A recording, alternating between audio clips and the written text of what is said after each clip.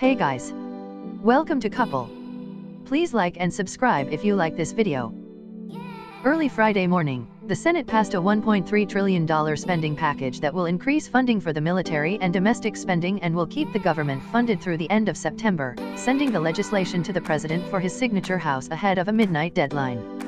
The Senate passed the bill after a whirlwind day where at least 2 Republican senators held up the legislative process and made it appear unclear whether the bill could pass ahead of the deadline. The bill passed 65 to 32, averting a potential government shutdown and funding the government through September 30th. The House passed the legislation earlier Thursday, voting 256 to 167 with Democrats and Republicans coming together to pass it less than 24 hours after the 2,300-page bill was made public. The Senate needed unanimous consent, meaning all members have to agree to bring the bill up for a timely vote.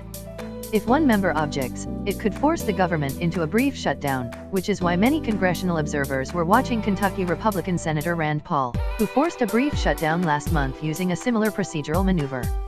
On Thursday, Paul spent hours criticizing the bill and the process by which the legislation is made public and passed, and appeared to live tweeting as he scanned the measure.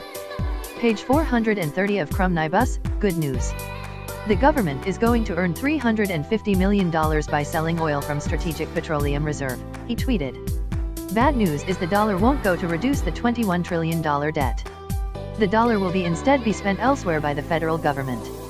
Earlier Thursday, Vermont Senator Patrick Leahy asked Senate Majority Leader Mitch McConnell when the Senate would vote. He smiled and said in front of reporters, "Whenever Senator Paul decides we can."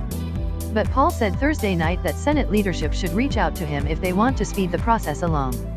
"It's just the way the rules are," he told CNN's Phil Mattingly. "I mean, they will eventually beat me. Time will run out and they will eventually win, but if they'd like to do it in a more expeditious fashion, all they've got to do is call me." Paul said he was open to compromise but did specify what that would entail, but shortly after he spoke with CNN, Paul and McConnell spoke, a Paul spokesman said. Paul not the only issue. While senators waited to see if there would be a vote Thursday night, several Republicans including Ted Cruz of Texas and Joni Ernst of Iowa came out against the bill, though there's no indication that any of those senators would delay the timing on the vote. Another notable holdout Thursday night was Idaho Republican Senator Jim Risch. While Paul's tirade against leadership was more public, behind-the-scenes aides were scrambling to satisfy Risch, who was holding up the spending bill because a provision in the spending bill renamed the White Clouds Wilderness Preserve in Idaho to the Cecil D. Andrus White Clouds Wilderness Preserve, after the former Democratic Idaho governor. At first it appeared to be a minor detail to staff, sources said, not grasping how serious Risch was about his problems with the name, problems that aides realized stemmed back to a home state political rivalry with Andrus, the sources said. There were meetings with staff and the senator in the cloakroom, just off the Senate floor. That led to a meeting in Democratic leader Chuck Schumer's office.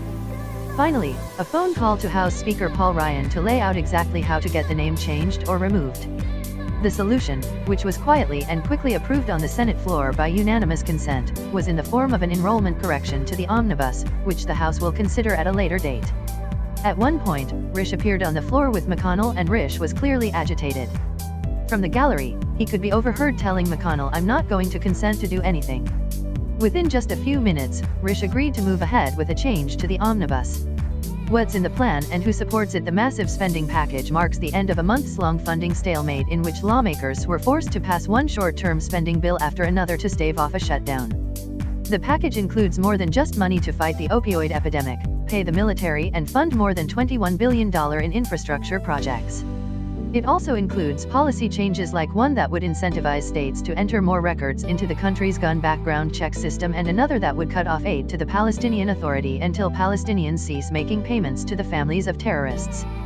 President Donald Trump will sign the omnibus bill if it reaches his desk, Mick Mulvaney, the director of the Office of Management and Budget, told reporters on Thursday.